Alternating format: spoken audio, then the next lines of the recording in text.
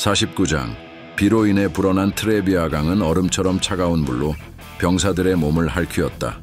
강물은 세차게 흐르며 병사들의 다리 사이를 휘감았고 무거운 갑옷과 방패는 그들의 움직임을 더욱 힘겹게 만들었다. 가슴까지 차오르는 물은 숨을 헐떡이게 했고 물에 젖은 갑옷은 그들을 점점 더 깊이 강 속으로 끌어내리는 듯했다. 병사들은 이를 악물고 강을 건넜다. 뱃속은 텅 비어 있었고 그들의 몸은 이미 한밤중의 추위와 싸우느라 쇠약해져 있었다. 그러나 그들의 눈에는 강 너머에 있는 적군의 모습이 아른거렸다. 적은 바로 저 앞에 있다. 우리는 이 강을 넘어야 한다. 선두에 서 있던 보병이 외쳤다. 그의 목소리에는 결의가 가득했지만 숨소리 사이에 깃든 피로를 감출 수는 없었다. 반면 한니발의 병사들은 이미 전투를 위한 준비를 완벽히 마친 상태였다. 그들은 모닥불로 몸을 덮이고 충분히 배를 채운 상태로 진영을 갖추고 있었다. 차가운 바람과 비는 그들에게 아무런 위협이 되지 않았다. 병사들의 몸은 긴장보다는 강한 자신감과 결의로 가득 차 있었다. 적이 강을 건너오고 있다. 한 병사가 보고했다. 한니발은 고개를 끄덕이며 강 건너 로마군을 바라보았다. 그들의 모습은 피로와 절망에 젖어 있었다. 한니발은 미소를 지으며 말했다. 그들은 이미 반쯤 패배한 상태다. 지금의 그들에게 남은 것은 자존심뿐이다. 그러나 그것조차 우리가 빼앗아 올 것이다. 강을 건넌 로마군 병사들은 흠뻑 젖은 갑옷과 방패로 인해 움직임이 둔해져 있었다. 그들의 손은 차가운 물로 굳어 있었고 비어있는 위장은 마치 모든 힘을 빨아들인 것처럼 느껴졌다. 그러나 그들 중 누구도 물러서지 않았다. 셈프로니우스는 병사들에게 외쳤다. 로마의 이름으로 우리는 이겨야 한다. 여기서 물러서면 로마는 더 이상 로마가 아니다. 병사들은 그의 외침에 방패를 두드리며 응답했다.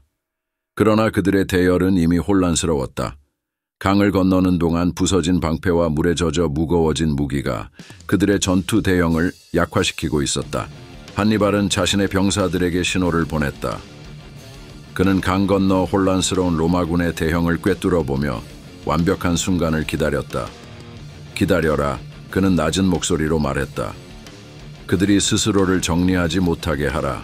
로마군은 서둘러 진영을 갖추려 했지만 그들의 움직임은 엉성하고 느렸다.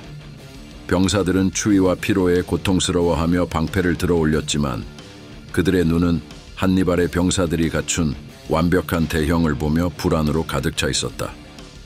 우리는 이길 수 있다. 셈프로니우스는 병사들을 독려하며 외쳤다.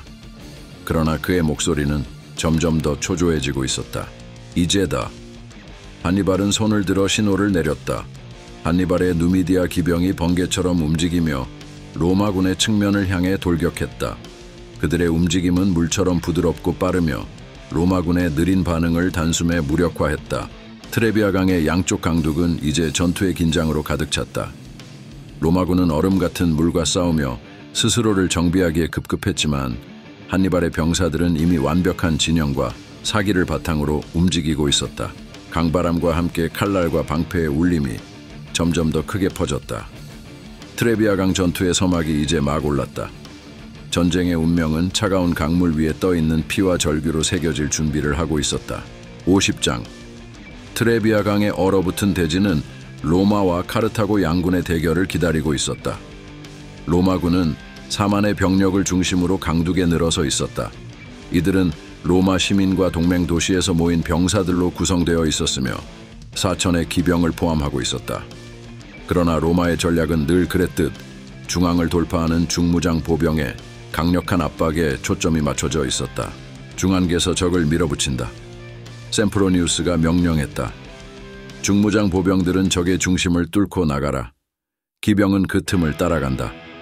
우리는 전통적인 방식으로 승리할 것이다. 병사들은 그의 명령에 따라 움직였지만 추위에 떨며 갑옷을 고쳐 입는 모습에서 확신보다는 피로와 긴장감이 드러나고 있었다. 반면 한니발의 군대는 3만 8천의 병력으로 맞섰다. 그는 중앙에 가장 약한 병력인 갈리아 보병을 배치했으며 양쪽 날개에는 에스파냐와 누미디아의 정예 병사를 배치했다. 중앙을 약하게 두어라. 그들이 우리 중심을 뚫게 만들 것이다. 한니발은 말했다. 그 순간 양 날개가 그들을 감싸고 무너뜨릴 것이다. 전투를 앞두고 한니발은 그토록 고생하며 알프스를 넘긴 코끼리들을 전장에 배치했다. 거대한 짐승들은 병사들의 시선을 압도하며 로마군의 심리적 충격을 줄 수 있는 무기였다. 그러나 코끼리들은 이탈리아 북부의 혹독한 겨울 추위와 굶주림에 이미 지쳐 있었다. 로마군의 경무장 보병들이 날린 화살과 투창은 코끼리들을 괴롭게 만들었다. 화살이 피부를 꿰뚫자 코끼리들은 비명을 지르며 날뛰기 시작했다. 통제하라!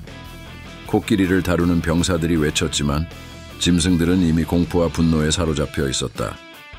거대한 코끼리는 갑자기 방향을 바꾸며 자신의 편 병사들 사이를 헤집고 다녔다. 한니발은 이를 조용히 지켜보았다. 코끼리들이 전장에 끼칠 영향이 더 이상 기대할 수 없음을 깨달았다. 코끼리들은 더 이상 중요하지 않다. 그는 말했다.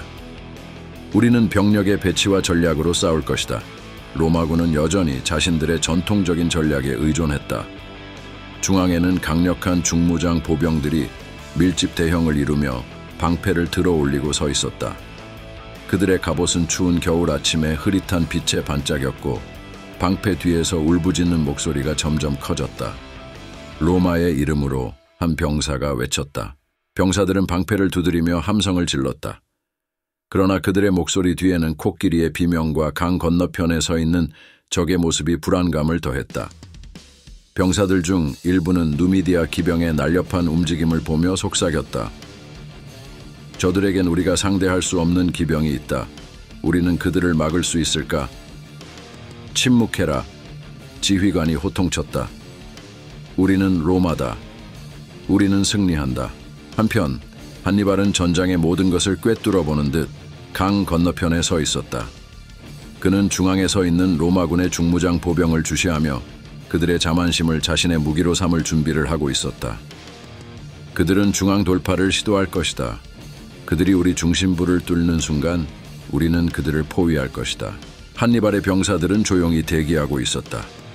누미디아 기병은 양쪽 날개에서 민첩하고 날카롭게 움직이며 명령을 기다리고 있었다. 에스파냐 보병들은 검을 꺼내며 서로를 격려했다. 그들의 갑옷은 로마군에 비해 가벼웠지만 그들의 기동성과 공격력은 치명적이었다. 양쪽 군대는 이제 서로의 움직임을 주시하며 대치하고 있었다. 차가운 바람이 전장을 가로질렀고 병사들의 갑옷 사이로 스며들었다. 강 건너편 로마군은 방패를 들어올리며 긴 호흡을 조율했다. 그들의 발밑에는 얼어붙은 진흙이 쌓여 있었고 병사들은 발이 얼어붙는 것을 느꼈다. 반면 한니발의 병사들은 무표정하게 대기하고 있었다. 그들의 눈에는 두려움이 없었다. 그들은 이미 한니발의 천재적인 전략 아래 움직이고 있는 자신들을 확신하고 있었다. 셈프로니우스가 손을 들어 올렸다. 전진하라. 로마군의 중무장 보병들이 방패를 두드리며 앞으로 나아가기 시작했다. 강 건너편에서 한니발은 조용히 미소 지으며 손을 들었다. 지금이다. 누미디아 기병들이 양쪽 날개에서 날렵하게 움직이며 로마군의 측면으로 몰려들었다. 트레비아강 전투의 서막이 드디어 열리고 있었다. 얼어붙은 강과 진흙 위에서 역사의 또 하나의 장면이 피와 쇠로 새겨질 준비를 마쳤다. 51장. 진눈개비가 하늘에서 떨어지고 진흙탕 위로 피와 쇠의 냄새가 퍼졌다. 로마군 중무장 보병의 밀집 대형은 마치 지옥의 괴물처럼 전진하며 적의 대열을 부수고 있었다. 그들은 추위와 배고픔, 젖은 갑옷의 무게를 견디며 앞으로 나아갔다.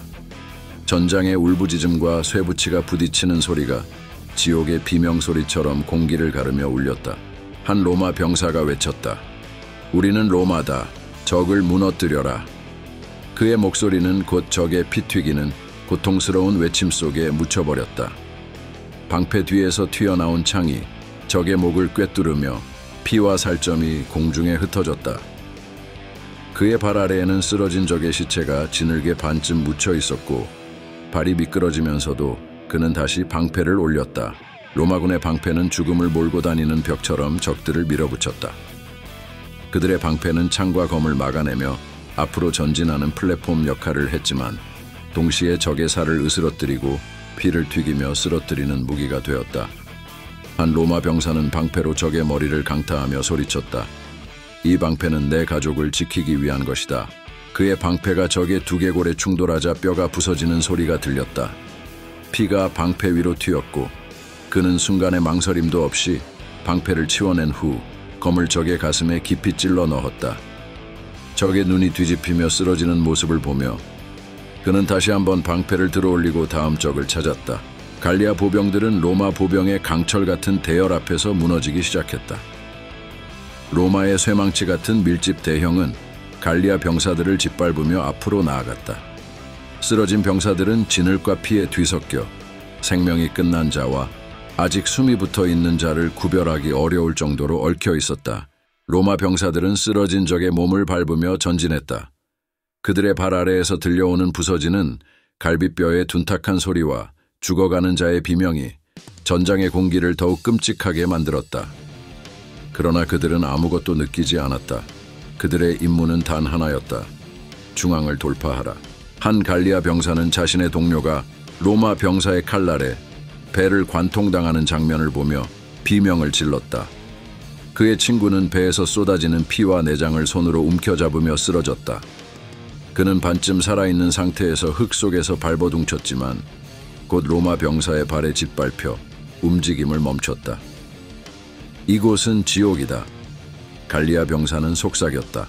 그의 눈앞에는 적의 방패와 창이 빛을 가리는 하늘처럼 펼쳐져 있었다.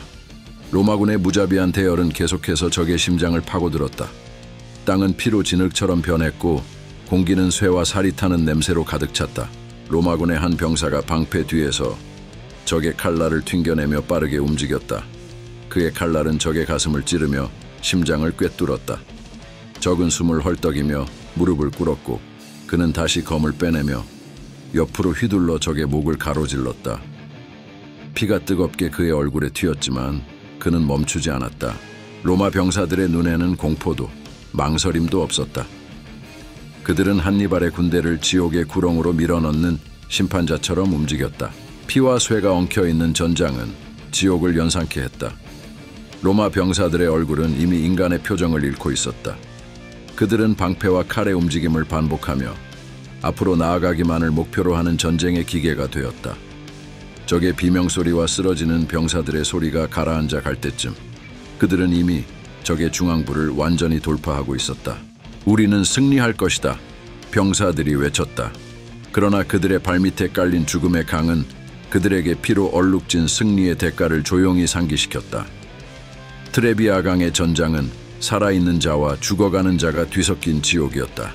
죽음의 문은 닫히지 않았고 살아남은 자들은 그 문이 다시 닫힐 때까지 싸움을 계속할 준비를 하고 있었다. 구독과 좋아요 꾹!